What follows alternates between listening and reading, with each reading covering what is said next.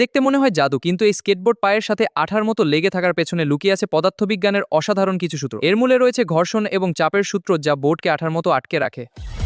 যখন স্কেটার পেছনের পায়ে জোরে চাপ দেন, তখন নিউটনের গতির তৃতীয় সূত্র অনুযায়ী মাটিও বোর্ডকে সমপরিমাণ বলে ওপরের দিকে ধাক্কা দেয়। একে বলা হয় পপ। কিন্তু বোর্ডটি নিয়ন্ত্রণের বাইরে চলে যায় না কেন? কারণ হলো এর ওপরের খসখসে গ্রিপ টেপ। সামনের পা দিয়ে যখন এই টেপে ঘষা দেওয়া হয়, তখন প্রচণ্ড ঘর্ষণের ফলে বোর্ডটি পায়ের ইশারায় উপরে উঠতে শুরু করে। মাঝ আকাশে বোর্ডটিকে স্থির রাখা বা ঘোরানো পুরোটাই নির্ভর করে সেন্টার অফ গ্র্যাভিটি বা ভরকেন্দ্রের ওপর। স্কেটার তার শরীরের ওজন এমনভাবে নিয়ন্ত্রণ করেন যাতে জড়তার কারণে বোর্ডটি তার ঠিক নিচেই থাকে। সহজ কথায়, এটি শুধু খেলা নয়, এটি হলো ঘর্ষণ, জড়তা এবং টাইমিংয়ের এক নিখুঁত গাণিতিক সমীকরণ। এমন রোমাঞ্চকর সায়েন্টিফিক ভিডিও পেতে কাওয়ার পেচাল চ্যানেলটি সাবস্ক্রাইব করে আমাদের সাথে যুক্ত থাকুন। পরবর্তীতে কী ধরনের ভিডিও চান কমেন্টে লিখে জানাতে পারেন।